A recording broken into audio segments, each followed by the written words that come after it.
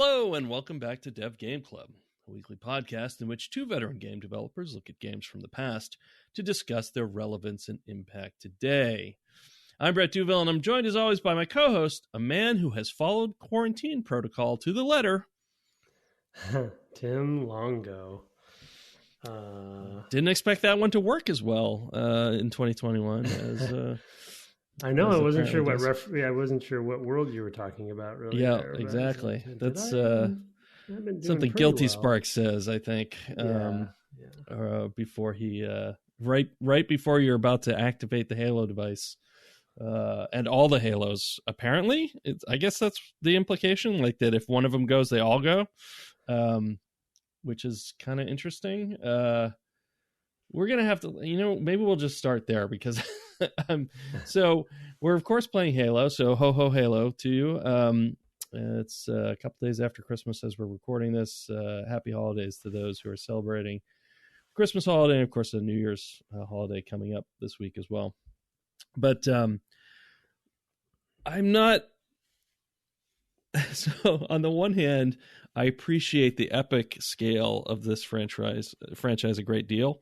On the other hand, I'm not really clear on what's going on entirely. It's like the flood had to be contained, but why is the flood on the Halo worlds? Why is the flood on the Halo worlds? Like, why is the flood there? Yeah, I think there were sort of specimens, like the CDC has viruses in lockdown. Okay. I see. And I think that they were put there by the Forerunners intentionally. Okay. So that if they needed to have them to do experimentation on to determine if they had some further weakness or whatever. I think so. Yeah, that's always been my understanding. The weapon and a containment facility. It's a floor. Floor. What do they call that? Floor. It's a floor wax and a dessert topping. I was like, where are you going with this? Yeah.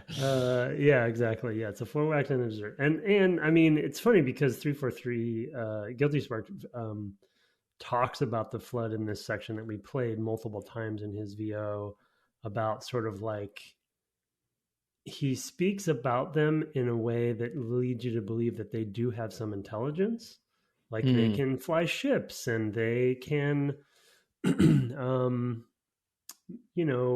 operate things, and and he says a couple things, so there's that implication, like that the Covenant could, if they got the Covenant ship up and going again, I think that's the implication, they could travel to space, right?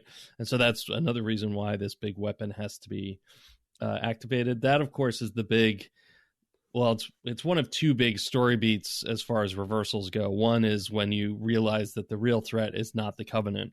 And then that in fact the Covenant sort of had a point in that you're not allowing anybody to come here.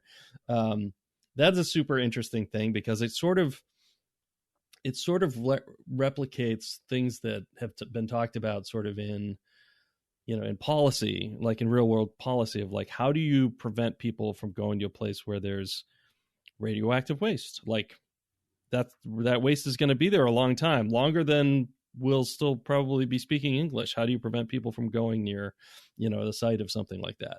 So that was kind of interesting. And one of the things is you found a religion where nobody's allowed to go to the sacred site, is one proposed solution. So that's kind of what the Covenant has, is a religion that says you're not allowed to go here, which I thought was kind of cool. And then you find out why that's true. And that's a neat reversal.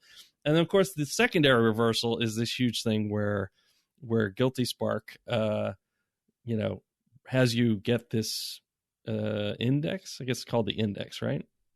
The index is the key, which is within the library, which is index library. It's one of the the well-known proper noun franchises, for better or for worse. Like they throw a lot of those out there. Like Destiny does. So it's like Destiny does, yeah, that's their thing. Right. So you take the index all the way back. You want to kind of I mean, we'll talk about the library and everything because we need to talk about how that stuff plays out. But like, what's I've done one story, big beat. What's the other big beat?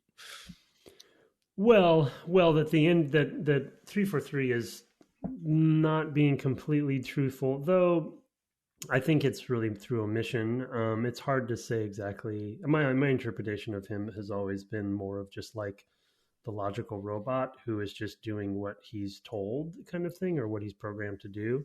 Though he kind of he's revealed as a bit of a villain.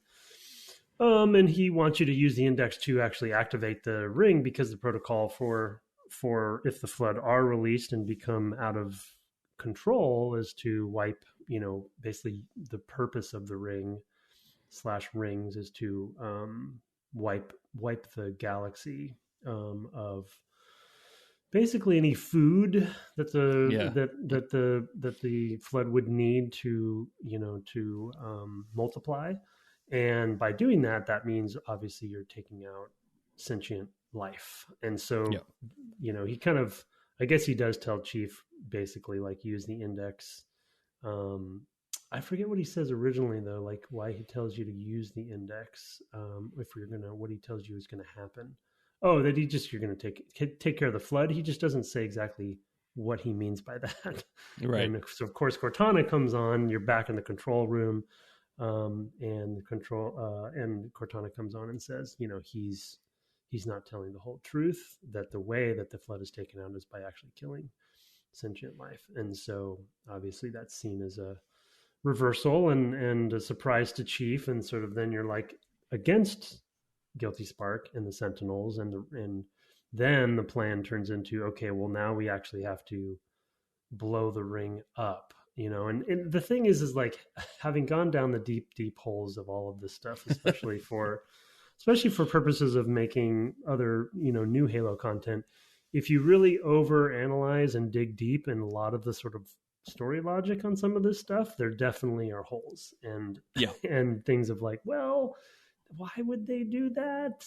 So you can't really think too hard sometimes about it, but generally it's a good reversal because, I think Guilty Spark is a pretty memorable NPC and, very memorable voice acting and, writing and sort of charming in that villainous kind of way. And then, like Gladys, right. Or something like that. Right. And then have him turn against you. What's his name in Portal 2? Stephen Merchant. Stephen Merchant. Wesley, is it Wesley? I feel like it's Wesley. I think so. Yeah. I think that was Stephen Merchant. Yeah, it was definitely Stephen Merchant. The thing that I was thinking about at the time, actually, when I got to the Sentinels, I've also been playing Halo 2. Haven't quite finished that, but I had gotten, I'd gotten to the point where you're the arbiter.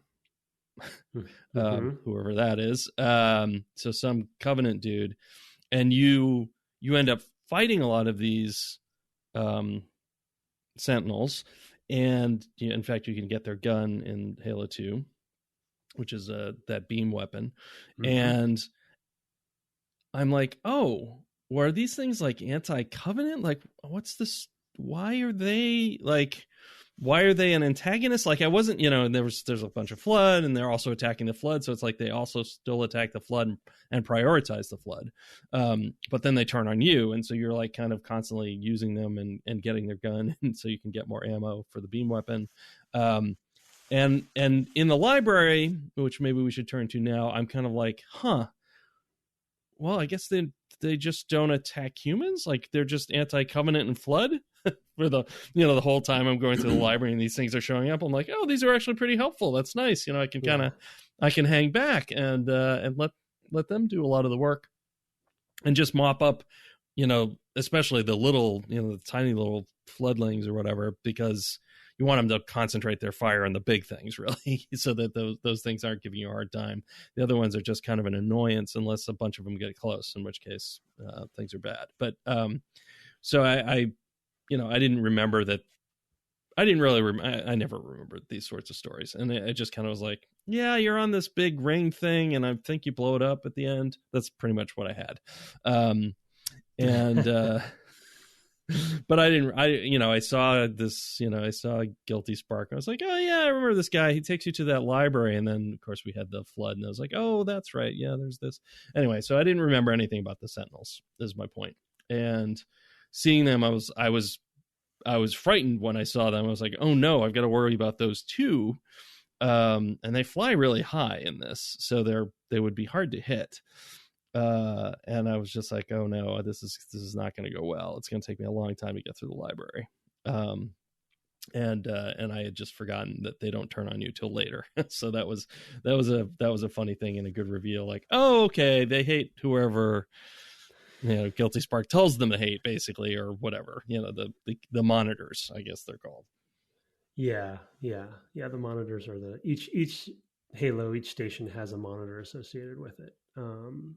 And he's obviously the one for this one. I believe it's Alpha Halo. Their Sentinels are essentially like station guards, right? Station security. So anything that becomes a threat. And during the library level, you are technically not a threat because you're helping 343, but you're also, kind of like doing what is necessary. And so right. they are not. But then, of course, once you turn in the next level, once you turn and decide not to do that, then yeah, you're now also a threat. So everything is a threat. At that point, to the Sentinels at least. So yeah, it's. I mean, to go back a little bit to some of your point about sort of the religion. I mean, we haven't talked about it too much, but I don't.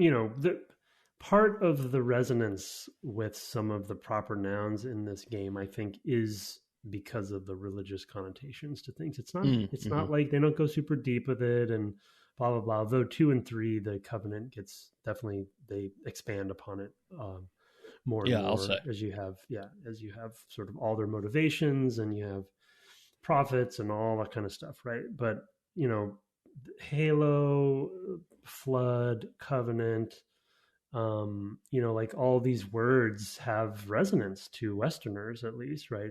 Right. Anyone who knows anything somewhat about Christianity or Bible or what have you. And so it's sort of an interesting, I've always felt like it's an interesting mashup of sort of military sci-fi and some of the covenant motivations, and like you said, the sense of religion and the sense that there's a deeper meaning or purpose for these halos or what's going on, right? And it's that,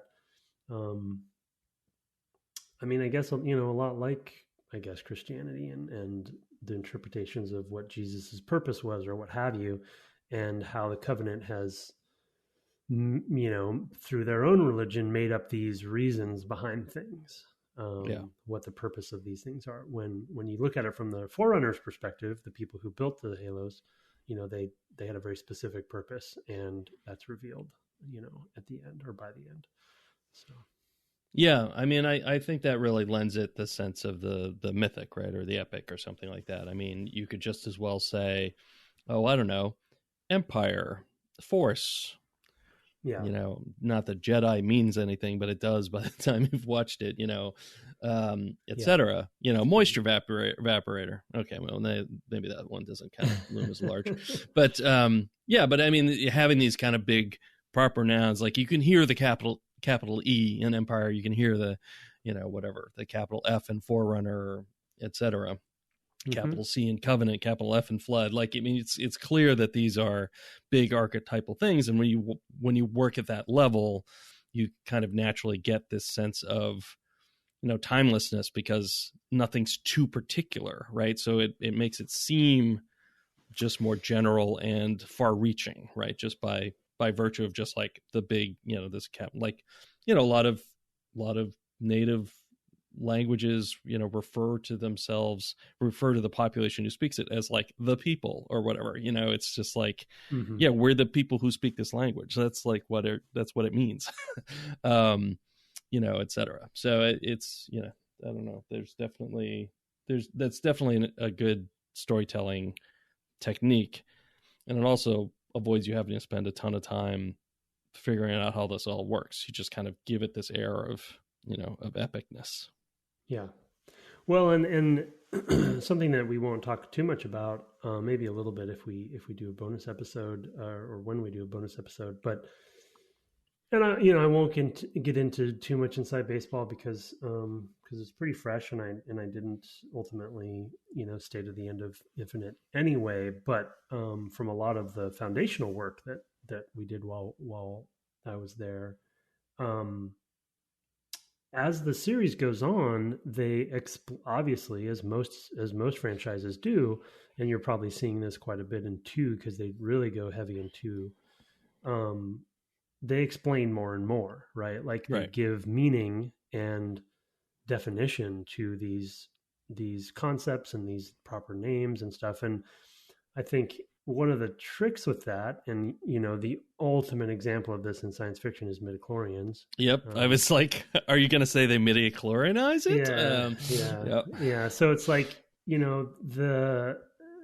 the more you explain, the less the mystery and the less mythic it becomes, to your point. And Yeah. one thing that we really, having worked on 5 and Infinite, one thing that we really were trying to do with Infinite was return to the mystery part, right? Like say a lot less than we have been through 3, 4, and 5, and 2 as well. And kind of return to some of that as much as possible. Why is the thing a thing? Why are we care about this or whatever? So it's hard to do with an older franchise, 20-year-old franchise, but it is something I'm just bringing it out for any franchise, really, not just Halo. Just it's something to be careful of because people definitely want answers as they play a right, series. but they want their answers, right, as well, right?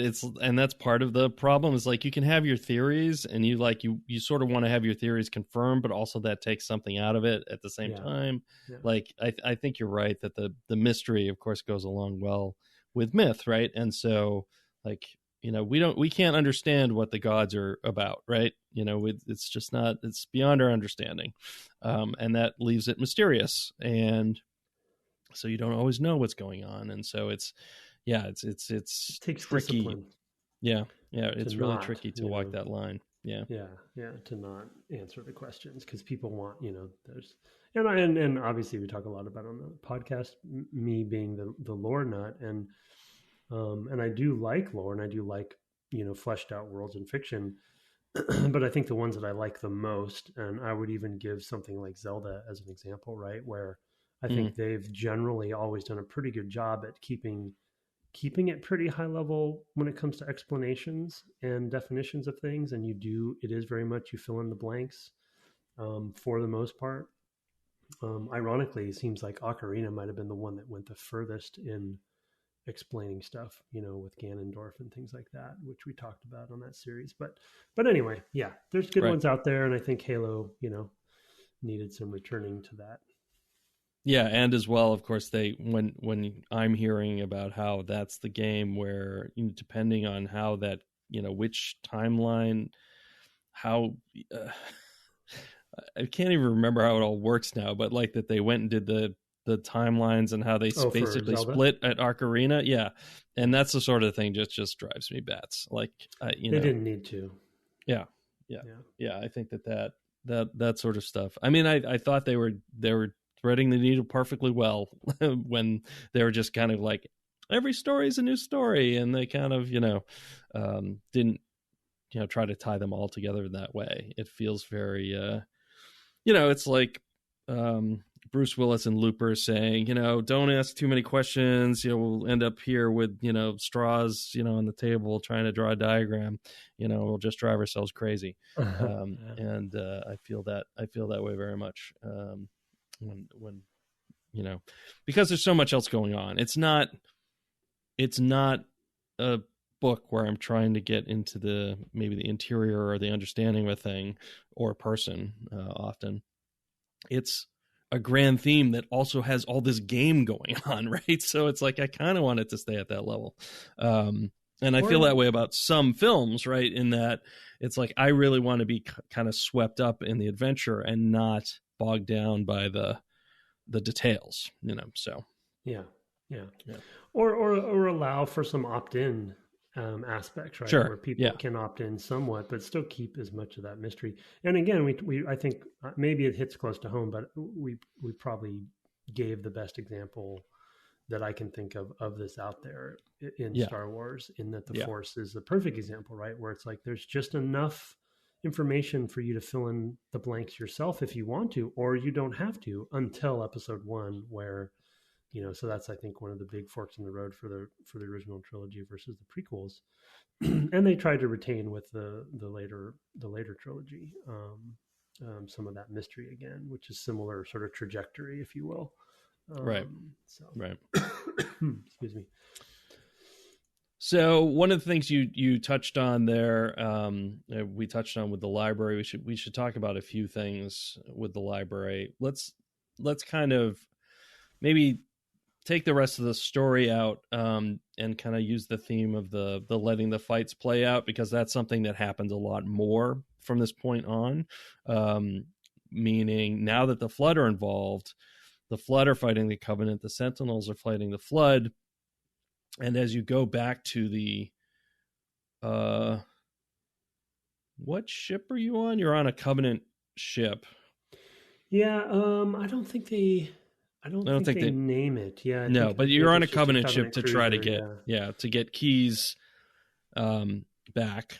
Well, it's the problem. I think they're implying it's the same one you were on before. Right. Okay. Which I thought we got him off of. Now I think about it, I don't remember actually how that works. But yeah, you're going. You get the plan to basically, okay, we can blow this thing up if we get a big enough explosion. So we're going to blow up the Pillar Bottom, but we need Keyes' authorization to do that. So you go to save him, you think. Right. And he's still on the Covenant cruiser. Yeah. So as we're making our way back to that Covenant cruiser, which I guess is, I guess he was recaptured because he had been with the other folks when we did save him. Yeah. Jenkins died, right? We saved him.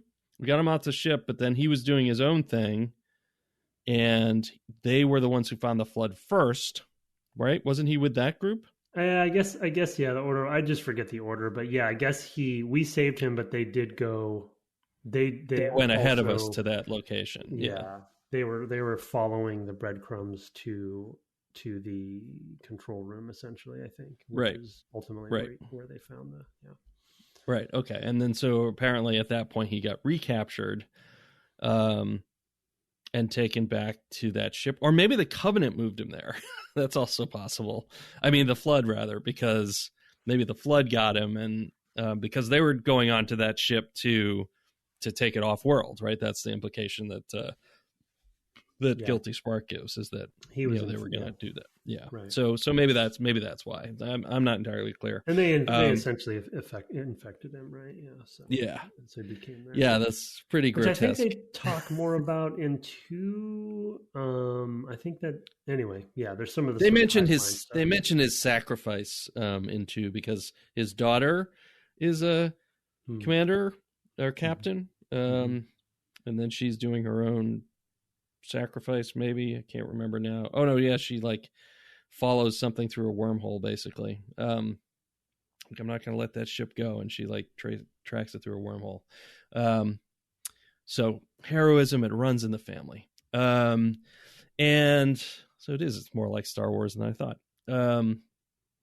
So yeah, we get a chance there to see how much the RTS in some fashion actually is kind of represented here, in that, the enemy of my enemy is my friend, maybe.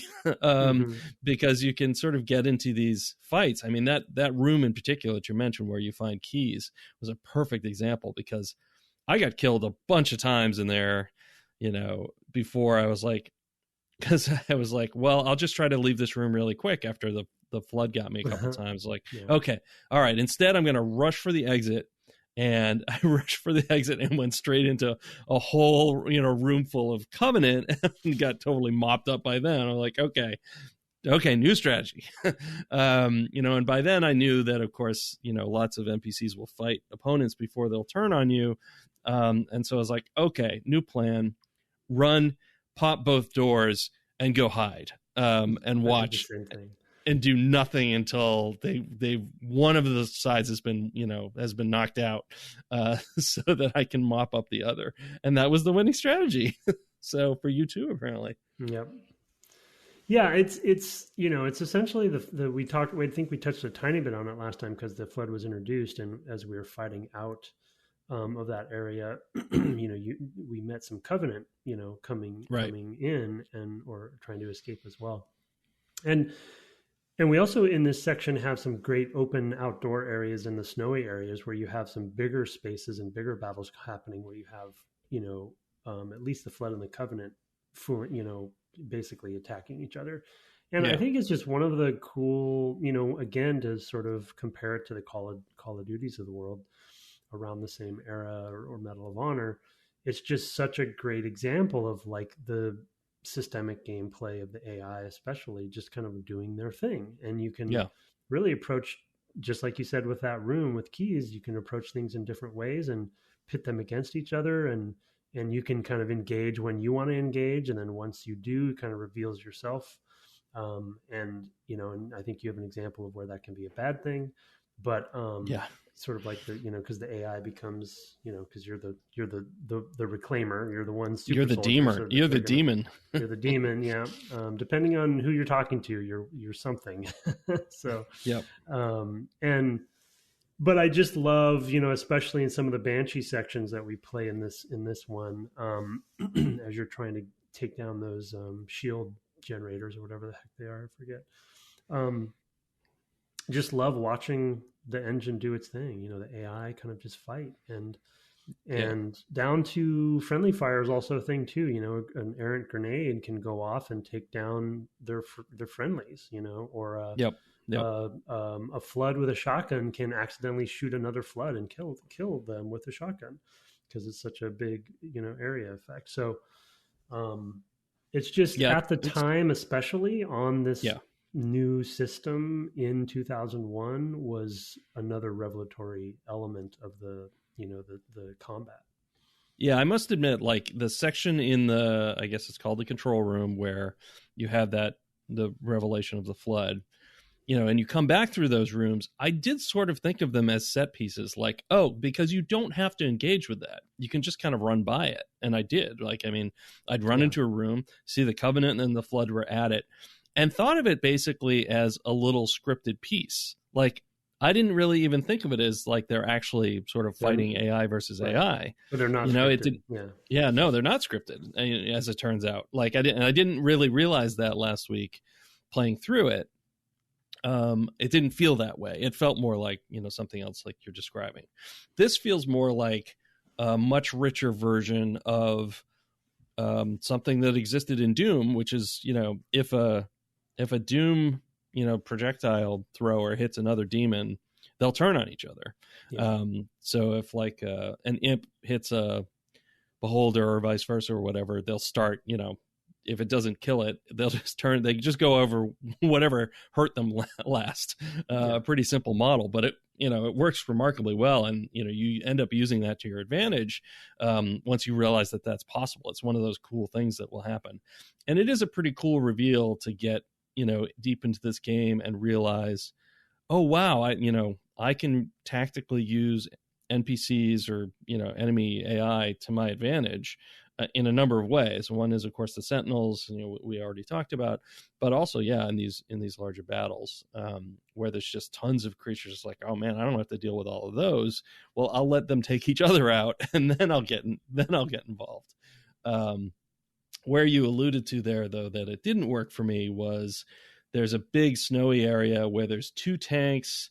You have to go here because you need to get I think it's the final Banshee that you're going to get to get up to a high point for the last time. And there's 2 tanks. And as soon I was trying to get close enough, you have to get close enough to sort of trigger things happening. You're kind of the focus of play in that sense. Like the enemies are in the field, but they really won't move and start doing their thing until it's worth watching, right? So until somebody's there to actually see it. This is definitely answering the question: if the tree falls in the forest, does it make a sound? If the PC is nowhere near it, do the AIs even? Is, I guess, the question they're asking. But yeah, so you basically, you're kind of coming up there, and you start seeing the flood, start moving towards all the covenant that are there. And the funny thing is like, I went up and was like, cool, I'm going to do the thing I've been doing. I'm going to watch them fight each other, and then I'll just mop up when one side is clearly victorious or winning handedly, so it's not as many to map up. And as soon as a flood turned on me, everybody turned on me. And in particular, these two tanks, having no sight line to me. I was hiding behind a big rock, a huge boulder. Suddenly, like, tank fire just like raining down on either side and on the wall behind me. And like, it was like, oh no, like, I didn't know what I could have done differently there. It was very frustrating. I don't think you can get up there with the ghost either. So you can't even like have the heavier firepower and greater mobility to like evade the tank fire. So it became a very kind of hairy section. I basically exploited that as well, in the sense that I let the tanks get into positions where, I kind of waited, and then I'd kind of poke out and say, okay, where's that tank? I'd wait until it backed up against the wall, and they'd kind of get hung up on some of the rocks and things back there, just so they wouldn't move, so I could shoot them with the rocket launcher that I had. So it was a definite. It was definitely like, I understand why this happens. As a gameplay programmer myself, I'm kind of like, I get it. Like, you want the player to be the focus of attention. How are you going to detect when the player should be the, and you don't want to kind of just let because the other thing too is that, and, AIs will look stupid if you let them go too long. So there come a point where it's like, you actually want them to go down. They need to live long enough to seem smart, but not so long that they seem dumb. Yeah. So there's definitely that as well. So it's like, there's a lot kind of at play, and in this big scene, I get why they made the choice they did. Because now you can't actually pay attention to the AIs other than the one you're directly fighting, because there's too much threat. You can't see the AIs being dumb, and with that many creatures going at the same time, I can definitely imagine it doesn't always look great. So. Yeah. I mean, there's going to be limitations, I guess, to the sort of open-endedness of the sandbox. I guess what I'll say is that, they didn't know what they had quite yet, like they did, but they didn't. And so I think they're just scratching the surface on ways to kind of control that stuff and when to allow the player to disengage or engage. And at the end of the day, like, when you choose to, and this is in hindsight, 2020, etc., when you choose to go the sandbox route, there's both pros and then big cons to that, in that freedom is going to also give the player the impression that they can do more than they actually can. And the example I'll use in Halo's case is, Halo has never really been a sneaky kind of shooter, but there are times when it would make sense to you from a logic perspective that I should be able to sneak around in this section, right? And actually, which we can talk a little bit about multiplayer at the end, just a bit, because we didn't really play that, but I can give some insight that, when you are crouched in Halo in multiplayer, you don't make sound. And that was a concept that was pretty revelatory at the time. And I believe there are some rules in place for the campaign as well, but they don't really make it easy for you to do that, especially with these big areas like you're talking about. So you get the I will say, though, on the bridges, though, those bridges where there's the two parallel bridges, and there'll be enemies on the other bridge that sometimes will notice and fire on you. Yeah. The first time you go through them, there's a lot of the grunts, the little ones. I'm sure they have a name. No. Well, and they'll be a species, if that's what you mean. But that's what I meant. Yeah. But and there'll be a bunch of them sleeping. And you can just go up and melee them each to the face. And if you shoot ever, they all wake up. And I thought that was fun. So it does sometimes do it, but yeah, it's definitely not consistent. Yeah, and there's certain like setups like that for sure, and that definitely becomes a theme. And they do introduce you in the remember in the beginning of the game they say if you come up behind somebody and hit them and melee them in the back, then it's usually a one-shot kill, including elites, which is pretty effective. But I'm not. There's definitely ways to be sneaky in this game, which isn't the case in a Call of Duty kind of game, but it is just not completely built for it. So in those big spaces like you're talking about, you'd want to kind of be able to allow the two factions to fight it. And if you wanted to just avoid all of them and just go by them, like that's kind of what the player will want to do. And they don't fully allow that a lot of the time. No, it's definitely, it's sort of I mean, I totally get it. It's a movie moment to like get the two sides fighting to one another so you can steal a resource, right, while they're occupied, right? Yeah. Which is how I sort of felt like it was going to play out. But I also get like, but we're not watching a movie. We want to be doing the thing that we're doing, which is we shoot a lot, right? So, so they just, once you engage, now you're fully engaged. And, I don't really have a problem with it, but I did at the same time was like, oh, I had a story in my head. The game didn't fully support. Let's now, I guess, turn to the other topic about the library that they were talking about, and sort of the overall, thing with the game that we talked a little bit about last week with the interior spaces, especially, and some cases where it works better than others, but the library you had alluded to being maybe the worst example of the sort of repetitiveness of the spaces. And I didn't remember it, but oh boy, is that true in that case. You want to kind of set that up? Yeah, I mean it's just it's a very repetitious level where you're going through these series of doors that ironically and in a sort of kind of hilarious. There's a VO line that I think Guilty Spark says where it's like, good, we've gotten through the first of 10 doors. When you go through the first one, he literally says that and you're like, oh, wait, what?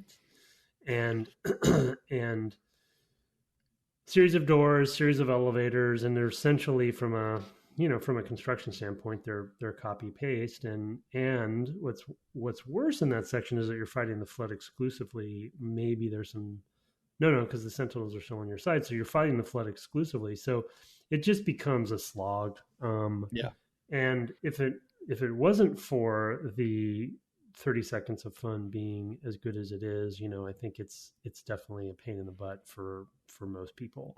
And it's too bad because I think, it's your first real level with Guilty Spark there. So he's got a lot of charm and fun about him. and you're kind of following him, so he's at least a good carrot. And it culminates in a really important part of the franchise, a moment when you get to the index and things like that. But all that being said, it's like, it's just, there's a lot of repetition in the game from a level design perspective, but this one is just the most egregious. And then to sort of like be betrayed at the end was also, I felt like, an insult to injury too. That's true. That is true. That stuff. So so it's just, and I even think that the spaces themselves aren't that interesting to fight in. So it's sort of like repetition, not as interesting as some of the other rooms. And then also confusing at times, right? There's generally, if you follow him, you're good, but you can definitely get turned around easily and not always be exactly sure what door you're supposed to go to. What is a door? There's pros and cons with the modern graphics versus the original graphics in that area, because the modern graphics do a much better job of signposting which direction you're supposed to go with the textured arrows on the floor. Basically, they're basically always pointing you where to go. And in fact, there's times where I would just go and walk the other way just to be obstinate and see what was over there, and usually nothing. So it was kind of like, okay, I guess you were pointing me towards the fun. So that was fine. I mean, I guess there's spaces that you could sort of retreat to because the flood can be overwhelming at times. So there was that. But then on the on the con side, they're much brighter, and so you lose the real creepiness of the library in the original graphics. It's much darker, much darker. And I actually ended up playing sort of half and half. I'd get to a point where it's like I can't really see. It was too dark for in my my TV, the way my TV is set up. I guess it just was too dark, and there were places where like I can't really see where I'm supposed to be going at all. Yeah, me too. I actually turned my gamma up in that Okay, section yeah, and just kind of bloomed it out. Yeah, that makes sense. I mean, there's definitely, I mean, that's definitely a sense in which that's what the modern graphics of that, or the remastered or remade graphics is doing there. It's blown way out. Because I actually switched and I was like, oh, I don't remember this section. I was like, oh, that's why. It's because I couldn't see anything when I came in here the first time. So that was a really interesting contrast between the old and the new, as far as that goes. And I do think the old, as you've pointed out, has a lot to recommend it. And I was glad this time that I spent a lot of time just sort of switching and playing sections, with the original, and then switching back, just to see how they contrast, just to see how they compare and how they feel different. And the library, I thought, was not actually benefited, other than some directional information, which they, could have been done in the same way, just with like, an emissive arrow on the floor instead of, it didn't have to be lit as brightly as it is, to have the same information. So I was glad to be able to go back and forth. I never would have known that if you hadn't pointed it out in the first episode. I guess I was like, oh, I guess this is just what it looks like now. So it was super cool to be able to go back and forth. And the audio too is notably different there, I believe, in terms of how that space sounds. So that was also very cool. So let's see. We have some sort of mechanical stuff to talk about, and I don't know where to shove that in, other than to just kind of call it out and point to it. One of the things that you mentioned, and I don't think we ended up actually talking about on the first episode, was the so-called golden triangle, which is not like the Bermuda Triangle. I understand it's a different sort of thing. You want to clue people into how that's, I guess that's a term of art in the Halo franchise. Yeah, I mean, I think it's officially golden triangle. Might be a different descriptor for triangle, but anyway, yeah, it's something that Bungie talked about and was sort of surfaced as a sort of tenet of the franchise from a gameplay mechanics perspective, which has stood the test of time, and I think is, for me, it's a fundamental aspect of what makes this shooter feel different than other shooters, and of course was copied by a lot afterwards, and is I would say even maybe more important in multiplayer, and that's just the concept of gunplay, grenade, melee, or rather, and it can be in any, obviously it's a triangle, so it can be in any order, but often it's grenade to soften up your enemy, and then kind of using your guns to get them down, most of the way, and then you kind of, by that point, you've closed in, and then you're right in range for melee, and then you melee them. So it's sort of like rinse and repeat that during the 30 seconds of fun is really kind of an important part of how they ended up tuning and balancing the game. So I'm not the one to talk deeply about sort of all of the different motivations there, but it speaks to the other way that they would describe it is the dance, which is more multiplayer centric, but it's sort of like that concept of, because the lethality model is what it is, meaning you're alive for longer, you can actually have this sort of dance of combat where this triangle is at play, and you can take some hits and retreat or hide or what have you, let your shields recharge, and there's sort of this back and forth. But even the moment to moment when you're shooting at each other, you're not going to go down instantly like in Call of Duty or something. And so you have this time to actually maneuver. So the movement becomes important, and there's sort of just this jousting that sort of happens.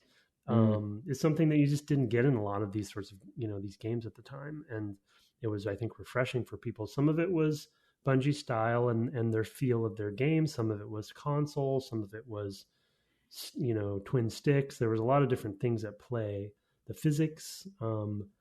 but it just ended up feeling it very different, and a lot of people really enjoyed that, especially in multiplayer, that feeling of just sort of that dance that you have, that just wasn't present in a lot of games, and it added depth. That's one of the things that I always appreciate about the multiplayer, is that there's some depth there. It's not just who can get the headshot quickest. It's not just who has the best use of the sticks and who has that. You actually have some tactics that are at play, moment to moment tactics in what decisions you're making, what guns you have, what positioning you have, how well you know the level. Like knowing the level makes a big difference, because if you're in the dance, you kind of want to know where you can go and not go, and where's the best place to take cover or what have you. So it kind of is just a really multifaceted thing, where these simple concepts put together make for a very well tuned feeling game that gives the players a lot of different options that just at the time wasn't the case. So yeah, I mean, that's interesting, because of course, there's so much variety, with the exception of the melee, I guess. There's so much variety, even just with 2 grenade types, between the types of grenade. Is there a way to switch between them, by the way? Yeah, D-pad back and forth. Okay, I didn't know left that. And right for the rather. grenades. Yeah, left and right. Got it. Or it might just be right, but I think you can go either direction. Yeah. Right. Well, I mean, since there's only 2 types, you just really need one button. That's true. Yeah. I don't know why they would do that, but all right. So that's I guess I didn't realize that there were definitely times where I was like, oh, I guess I'm out of sticky or plasma grenades. But like just that part of it too, of like, oh, this is one I'm gonna throw. That adds a whole level of tactics that I didn't realize, knowing now that I could actually just switch to it. Something I missed at some point. So many controls, I can't keep track of everything anymore. Sure. But but that makes a lot of sense, though, that you can opt into one or the other, because there are reasons to use one or the other. Just in those 2 different types of grenades. So there's that. Then of course you've got a variety of weapon types, that you want to switch between. In part because of the damage types, which we should touch on again, but also just because you're managing things like ammo, or what type of fire it does. Like in this section there was a lot for me of shotgun plus assault rifle, I guess, because that's kind of what they're handing to you, especially as you get to back to the Pillar of Autumn. Though occasionally you're using other things as well. So you're just like, you're constantly switching between like, or maybe I have a pistol and I know I can, pop those shields with this thing, or, all that stuff. I mean, it's just, there's a lot going on with a relatively few variables there, that really, really does lend it a sense of depth in and amongst that triangle that you're talking about. Well, and I didn't even mention there is the there's the sort of by extension element of 2 weapons too, right? And that you can choose what weapons you have as well. So if you throw damage types into that sort of as maybe a secondary layer of the tactics, I think it's always been interesting too, because for instance, I think my go-to, especially for this section, because it's so flood heavy, would be shotgun and plasma rifle. And the reason being is that depending on, because there's a mixture of Covenant and flood, I would be using the triangle. I would also be swapping grenades based on what I wanted to do with the 2 types of grenades, because the grenades even behave differently enough, because their fuses are different, their behavior's different, right? Because the regular frag grenades bounce more, right? So you can kind of place them differently. And of course the sticky grenade for the plasma is sort of just like, it's no pun intended, legendary grenade in gaming. When you stick somebody with that thing, you really feel gratification. Yep. But then, although I wasn't happy that it was being done to me, I was not cool, Halo. No, not it's unfair. Cool. Yeah, you can't really do much, right? It's like you're pretty much dead at that point. So there's a lot of them. They only have to hit me once with a stick of grenade. I have to not be hit all the time. Yeah. So it's better awareness basically, which they do better and better over the years of what's happening, so you can dodge those. But it's not much awareness in this first one. But like swapping for damage type reasons, swapping because plasma energy based weapons are really good against Sentinels and Covenant. And so if I have a shotgun out, I'd swap to the plasma rifle, and take them down more efficiently. And then Flood comes up, swap back to the shotgun. Two very different damage types, and really, depends on the situation. So that's like another decision that you have to make, and it does add complexity, right? And you could argue gets a little bit hard for more casual shooter players, and that's just kind of like barrier of entry stuff for this game anyway. It's like it's just, and that's why I think you can just bowl through, right? I mean, I mostly used all, like I said, all ballistic weapons, I guess, shotgun, basically for range, which was more of the decision I was making, is swapping between the assault rifle, because I had a ton of ammo for it. Was the other thing is, I always had, whatever, 600 bullets, I guess it carries, or you carry, versus the shotgun, which was like, okay, I'll switch to that when they get close, and especially for managing the flood. I did notice that that was a thing, like as far as damage, like it took basically a full clip to take down a Sentinel, but they do tune it towards that, like that you can do it as long as you focus your fire on one of them, you can take it down. So you have the opportunity.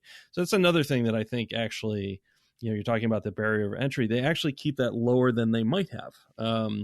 Because they might have just made it like, you have to figure this out, like, or you're just not going to be able to do it. And that's just not true. I mean, you can just kind of push your way through, just through overwhelming force. So, which when you're 1,000-pound, tank armored character walking around, brute force is your best option, in my opinion. Right. Yeah, no, that's a good point. Yeah, I think barrier of entry is not the right way to put it, because it's more of, if you want to be efficient in the game, right. You have to. Well, I can see it being totally a thing at the next level of difficulty. So I get it. I mean, I would play this game very differently. Well, I'm never going to play it on Legendary or something like that.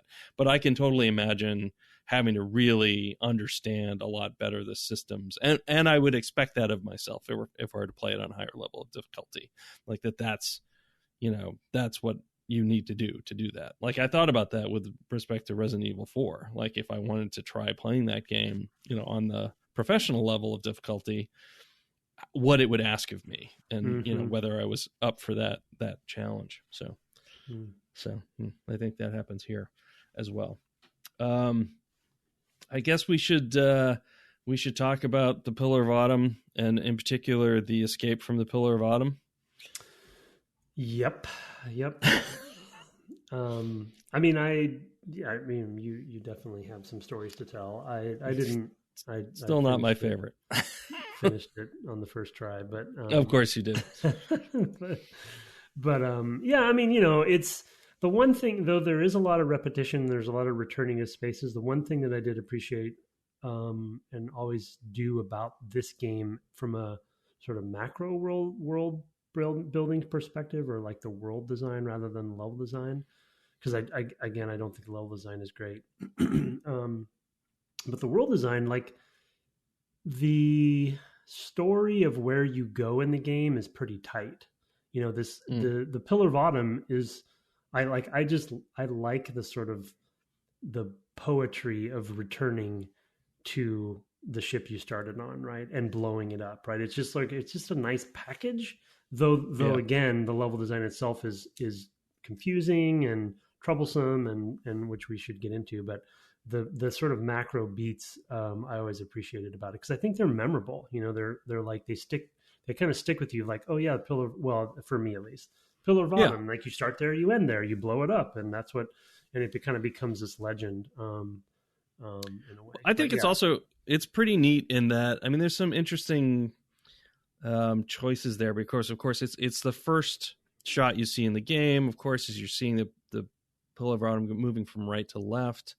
I'm pretty sure the ship is facing the opposite direction in the cutscene of you returning it. So it's returning to it's facing from left to right. So there's like some interesting mirroring of, like that. Now I'm coming back. It's, it's facing the other way in some sense.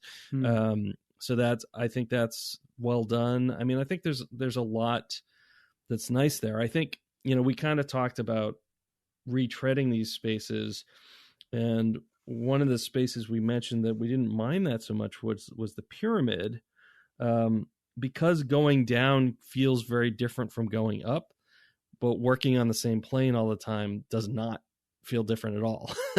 So that's, I think, why a lot of the repetitive spaces in the Pillar of Autumn is one of them, don't play out super well. I mean, the first time it plays fine because you're just getting to know this game, and like a lot's going on. The ship's, you're under fire and all these things are exploding, making your way to the bridge and etc. But in the, in the return and sort of doing the library section, or, going back through this Covenant ship again, which is, also the same sorts of spaces, they're pretty much horizontal, right? There's not a lot of vertical movement. So I did appreciate, I wanted to touch on the pyramid because we talked about it in pre-show as being a whole thing, that did feel very different and very interesting coming back down. It's nice to have the the high ground and be able to look down and see what you're going to face and make a decision before you go, down into it. So, yeah. Well, and that's another example of what I'm talking about, is sort of coming out out of that door to the top of the pyramid, and then having this memory that we came in that door, right? This sort of like, oh, this is where I am. Oh, wow, okay. Now I'm going to go down, and I have to go up to that platform very high up, and kind of that kind of stuff. So there's memorable. You can kind of like list, or even just the concept of the library, concept of the control room, Pillar of Autumn, the Covenant cruiser, which I think has a name, but I don't think they use it in the game. I forget. But it's just like they're like big spaces. They're landmarks that I think that kind of stuck with people, and versus, say, games that like every level is a new location, right? And sort of like it's very fire and forget, and the meaning isn't really retained. So it's sort of there's a double-edged sword to having a lot of like variety in content, but the repetition in the level design itself, that's the solvable problem. Right. Even if you do return to a space like the Pillar of Autumn, they could have solved that differently. But what was some of your frustrations leading up to? I think you mentioned the engineering and things like that, engine room. I mean, I just in that space, the particular, the engineer is definitely the worst of it. The big engine room or whatever, where you've got to blow. I like that you got back to the bridge and it was all kind of destroyed. I thought that was really cool, and that was a really nice way to sort of return, and then having another reversal there of like, okay, well, I'm going to do the countdown. We should have plenty of time. Everything's going to be great. And then, oh no, Guilty Spark has gone in, and he's basically taken Scotty's role on the Enterprise and is like, dealing with all the systems from the engineering. So that's a good, callback to sort of science fiction tropes. And so he's down there, and it's like, well, I guess you're going to have to go down there and counteract what he's doing, and basically trigger a core meltdown, for lack of a better term, of just like, okay, well, there's 4 main cores. Let's go down there and do that. All of that, not a lot of problem with it. Like the repetition in the spaces didn't bother me a ton, because I also felt like, okay, I'm propelling myself towards the goal. I know where I'm going. Even if it's a little repetitive getting there. But once I got there and walked into this huge space, I was like, okay, I'm lost. It's very samey. There's not a lot of landmarks. And I got so turned around in that space. I had the hardest time. Once I had actually done one and like tried to throw a grenade in there and failed, and it was like, oh, you should go to the armory if you don't have. I'm like, oh my God, where's the armory? Well, it's like it's near where you came in. I'm like, I have no idea where I came in. I'm like, I don't know which half of the room I came in on, let alone which specific side. Like, there's basically 8 places I could have come in my mind. I'm like, okay, I know it was on the ground floor, but there's like 8, each side of the 4 corners. I'm like, it could have been any of those. Like, I had no idea. And in fact, going down there, some places have doors, and I'm like, okay, it could be, oh, that door's red. Can I go? It's the whole space was extremely confusing. And then, so then I went out, got the rocket launcher, and had that. So now I just had one weapon, which was also like a little, it was the shotgun for me, because there's a lot of flood. And so I'm running around, and I couldn't figure out how to get back up there again. Like, I was like, I don't know how I got up here the first time to this, to the top where you can do the switch. I thought actually you had to jump to get up there, was my initial impression. Like, oh, I have to jump on this. That's why this thing is tipped over. And then there's 2 more. And I'm like, oh no, this game can't turn into a platformer at this point. That would be really, really bad. Luckily, you don't have to. I think you probably could do that. You could, yeah, that's the way I went up, but you don't have to, I don't think. Yeah, no. I mean, I did that once and got knocked off and fell and died. So I wasn't going to do that again. But just navigating that space and then trying to figure out how to get, so there's 2 on one side of the room, these control panels, and 2 on the other. And they pull like basically the big, uranium cores or something out and open it up so you can get to the exhaust panel, or I don't know, whatever they're talking about there. That part of it wasn't itself terrible, but like navigating that space to figure out how to get to like they put waypoints down, and it's like, oh, that's great. That's 2 floors up, and I don't know how to get to the other side of the room from this side. Like, I have no idea. Is there an equivalent staircase on my side? No, it turns out you have to go to that side of the room and cross through a bridge in the middle that you can't see really unless you're right up on it. So there's just a lot of communication problems in that room. It was really, it was a very ambitious space, I'll say. Yeah. I don't know if it was the lack of playtesting or, end of the game itis or what it was, but yeah, it wasn't the flow of that space was definitely inconsistent and confusing, and it didn't feel like it was designed, with a flow in mind. Yeah. It feels like a rational architectural space.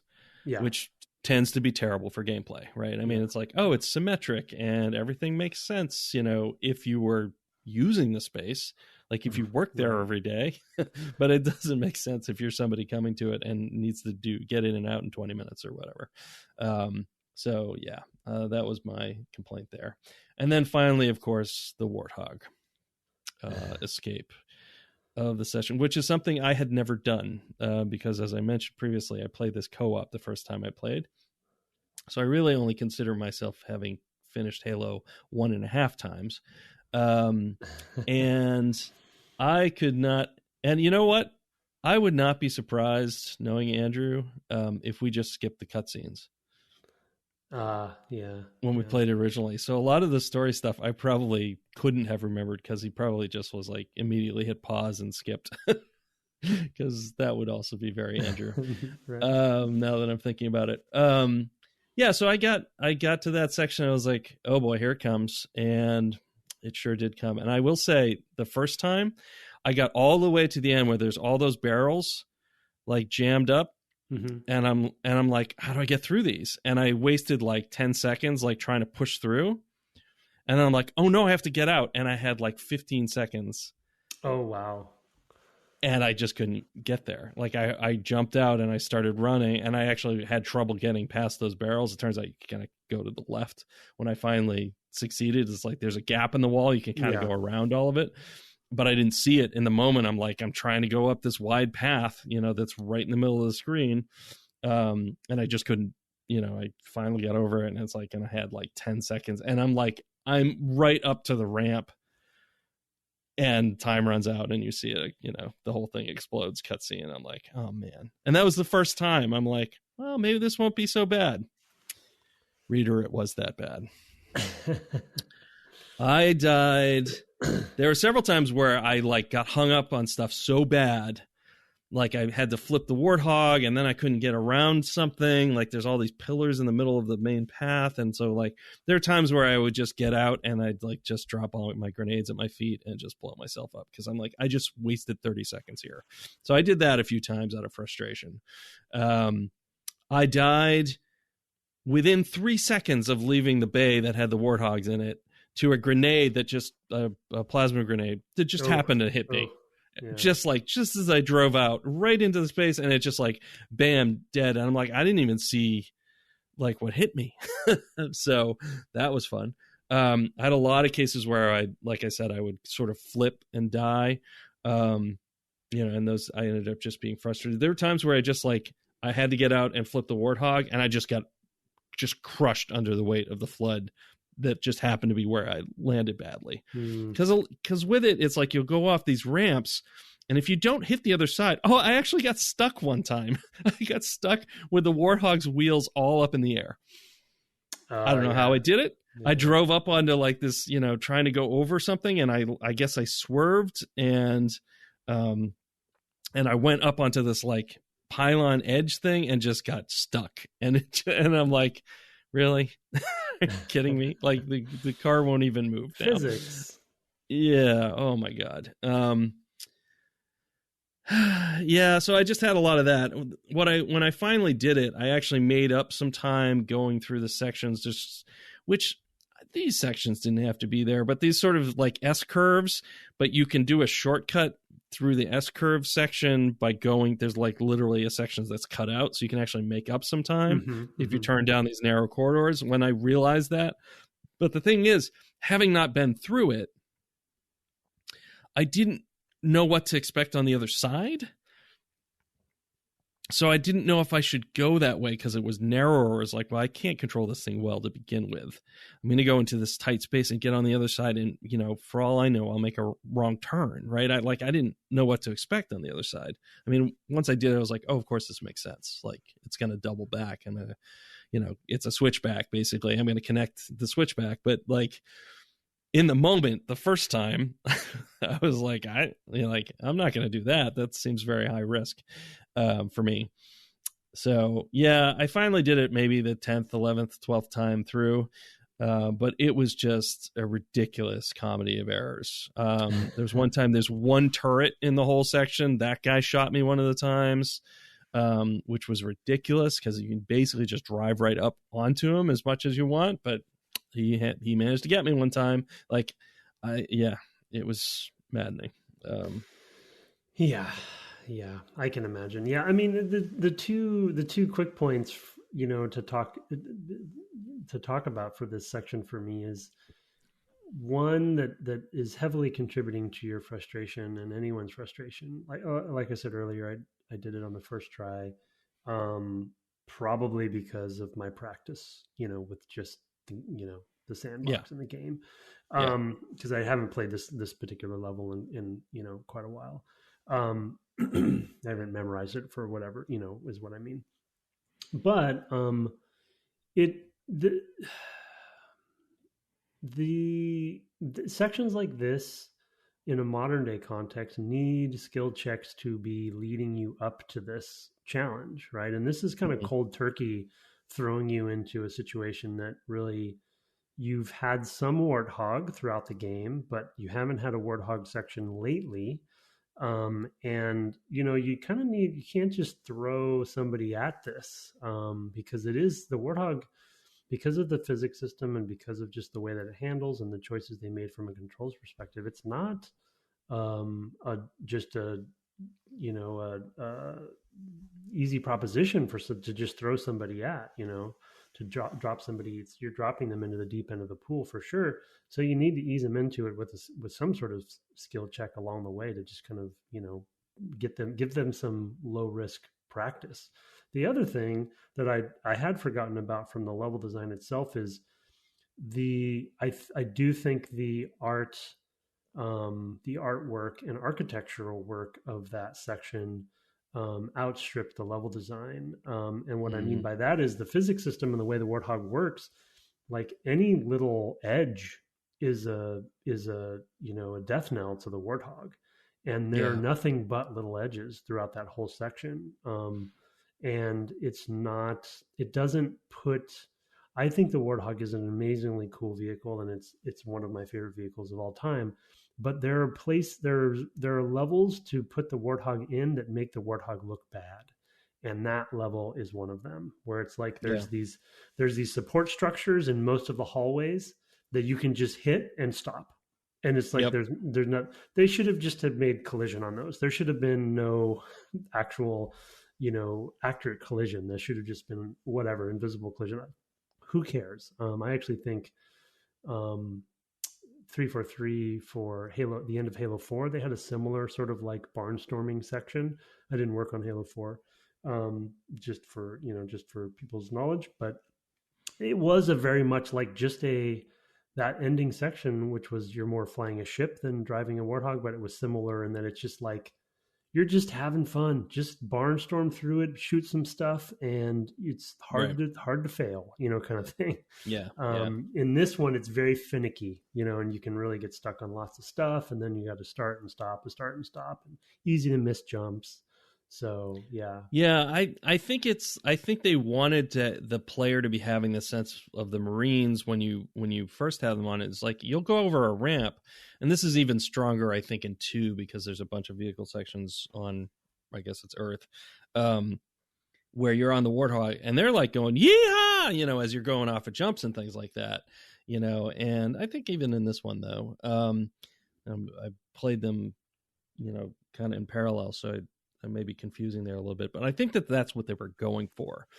And unfortunately, there's just so many places you can get hung up that the payoffs gets just drowned out by the finicky bits, as you put it. I just had lots of cases where I was like, well, I'll just go up on the side here. Oh no, I missed the jump that would have sent me through this like little archway that's got a lip on it, that's too high for the warthog to go over. So it's like, you want to stay down below, but then of course you're threading your way around these huge pylons, that are in the middle of the space, and it's tight on either side of them. And I'm just not good at the drifting. I bet you could really, drift back and forth through there. I just am terrible at it, so I just, couldn't do it.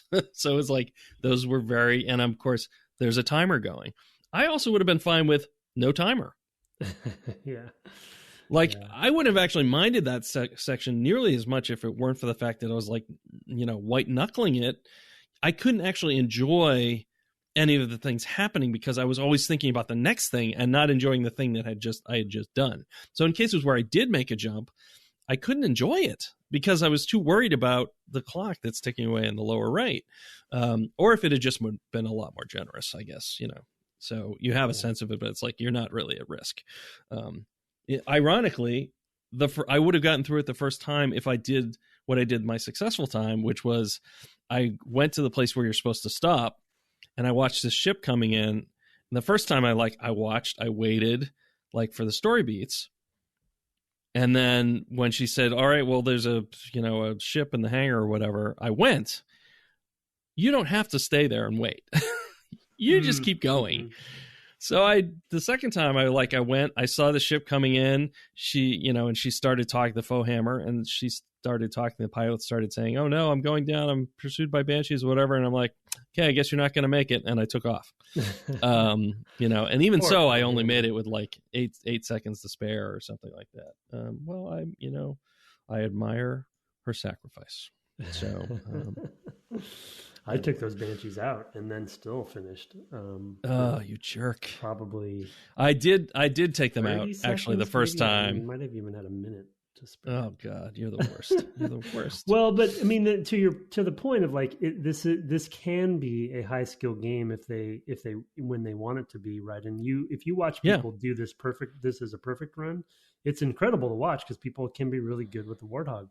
It's just I just feel like from a general player perspective, this level was not play tested very much at all, which is weird to say for Bungie and for Microsoft, but this was, the first Halo. So you can see that. And it was coming in hot, Yeah, they got their sea legs later, but this is just this is the 101, example of just not a play tested level, because they would have seen it Yeah, multiple times with any play it's tester. it's funny because I think, about all these lips and everything being really finicky. That was something that we discovered with Skyrim early on, because it's a very sort of rocky landscape. Mm. We had tons of little places where rocks were sticking up out of the ground, and of course, if you went on the roads, no biggie. There's no rocks in the roads. Like but people don't do that in Bethesda games. They like just turn and go off in a direction because they see something over there, right?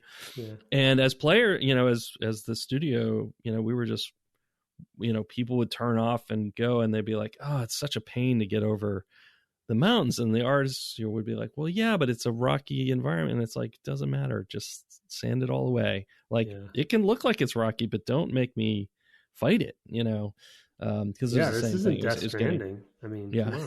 Yeah, that's right. It's not the core gameplay here. I was just hearing somebody talk. Who was it? It was on another podcast where somebody was talking about just like how crazy they thought it was that you were tripping on rocks in that game. It was like, yeah, why would they do that? They just smooth it out, just like yeah, you're talking about Skyrim. But then it's sort of like they didn't play long enough to understand that that was actually the point of the game. Right. Yeah, exactly. Totally different sort of game. Okay, we're not going to get to takeaways tonight, so I want to get to the last topic that we haven't talked about, which is music. And I don't want to not talk about it. Yeah. And actually, we're not even going to get to feedback because you're going to be streaming soon.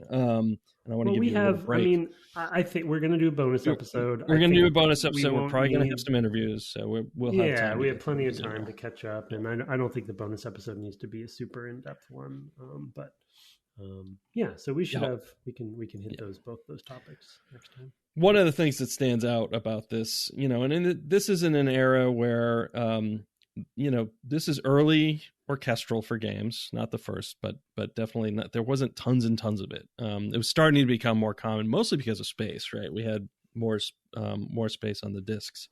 So it's really kind of this era is really where that becomes possible, or longer and more orchestrated, I should say, a higher quality. Red Book audio and things like that. That's the CD audio format. So you have like this much higher quality. I don't know what that is, if that's like 16 kilohertz or something like that, but it's pretty, there's a lot of information in the audio, and a lot wider range for the audio as well.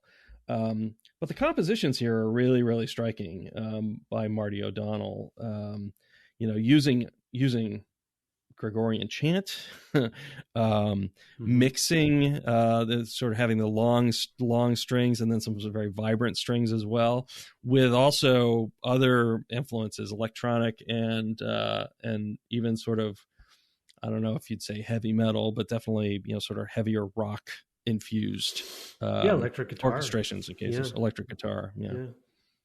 Yeah, just the combination. I mean, I think the music, obviously, like almost anyone who's played video games can go into an empty bathroom and it's as much as and to give credit where credit is due, Marty usually had there's a couple other composers he would compose with, so he was definitely a team effort, but and they don't often get enough credit. Salvatore, I think, is his name. But anyway, Marty set a bar for video game music in a lot of ways, and we all can remember a lot of John Williams movie scores, from Star Wars to Indiana Jones to E.T. to Harry Potter now, or whatever it is. And there are a few, especially in Nintendo games, where you can kind of hum some of the tunes. But Halo is one of the ones that is just stands the test of time, and I think, they did a great job with that. And it is it's an example where it's one of our great examples in the medium where you see the impact that music can have, like music has on film, where part of the character of Halo is this music, is his music and their music. And he has a certain style, and he did it with Destiny, he did it with Myth and others, that is definitely, he drives that stuff. But but the song goes, the theme song goes with Chief, as a character. It's like you think of them synonymously, and that's what you think, just like the Imperial March, right? It's like you think of Imperial March and you think of Darth Vader, and it's like, whatever, chocolate and peanut butter, whatever you want to say. And it really, like, if you can't imagine the franchise without the music, in my opinion. Yeah, I would agree with that. I mean, I think it really lends itself to the epic feel, but when it kicks in, there are times where it kicks in exactly as you're starting into combat, and like your energy level is ramping up just at the same time the music is, and it feels like a perfect, like somebody has dropped the perfect beat, as you're doing a thing, and it just feels, you just feel like, oh yeah, all right, let's get them, and it's there are other quieter pieces as well. Like, I mean, I think it has a really good balance of all that, but it's definitely points where it's just like, it just dumps in at exactly the right time, and you're really going after it. And I think that's really well done, and it does reflect the style of the game, the style of the storytelling, and the feel of the play all at once, and that's kind of a remarkable thing to do. So. Yeah, and it kicks in. I think the variety. The other thing about his stuff is that their stuff is the variety. Because, like you said, there's a lot of different influences. There's vocal, chants, and there's a couple different types. And then types of vocal, electric guitar, and then there's the drums, the rhythm sections in, that really kick in at certain like action sequences. And then the other one that I actually constantly forget about, because I've been living in the world of Halo without the Flood for so long myself, when I was at 343, because we never really dealt with the Flood on purpose, is the music that's associated with the Flood in this game, in the first game, is so memorable too. It's spooky. It sets a tone and a mood. There's like, I feel like I wrote a note down where there's like sections where there's some like screaming, or there's some like, not, maybe it's not vocals, but there's just like, it's just horror, right? Like it's light horror feeling, and it really like creeps you out. And so the variety, I was happily surprised by, and had forgotten about how far it goes, especially with the different factions. So there's like this I'm not good at talking about music, but like even in the different sorts of things that it's doing, there's like this pairing of something more classical with something more wild. So with even some of there's the choral stuff, right? The chants. And then, you've got literal like the string sections, but in the background of that, you'll hear what sounds to me like, I would say maybe African ululating, this sort of wailing sound of it, and it's a vocal performance that's happening in the background against this melody, and it's like it's accentuating it.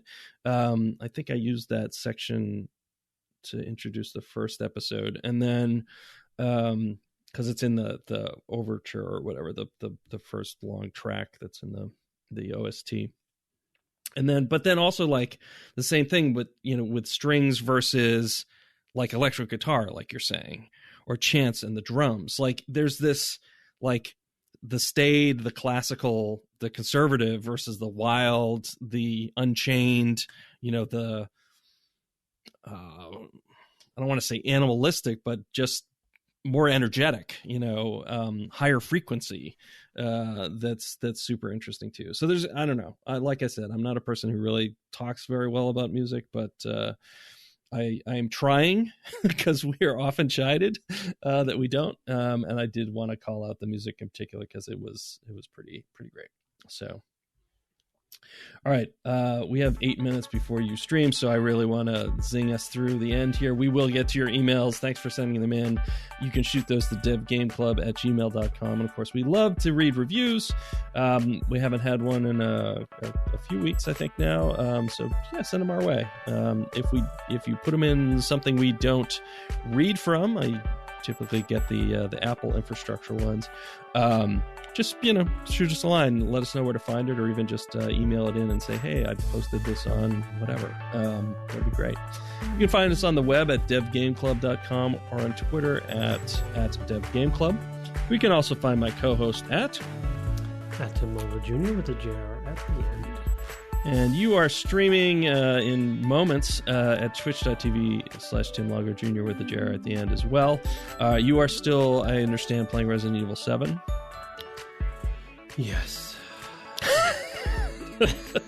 Speaking of screaming, speaking of horror, you'll be doing that. I haven't been gotten by some jump scares in a long time, folks, I gotta say, and they have gotten me multiple times in this game. Yeah, they're good at it. It's a lot of fun. Top of their game. I'm hoping to get back to RE Village this week as well, because I really enjoyed touching on that with our RE4. So that'd be cool.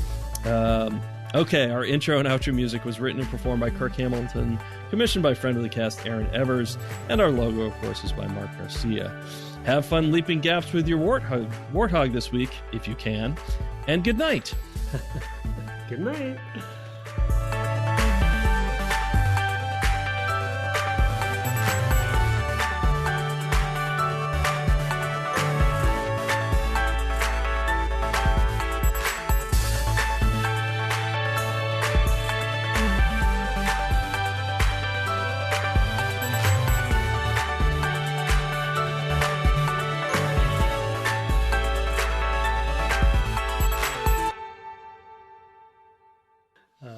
The narrator says he didn't. He didn't. He couldn't. In fact, he could not have fun.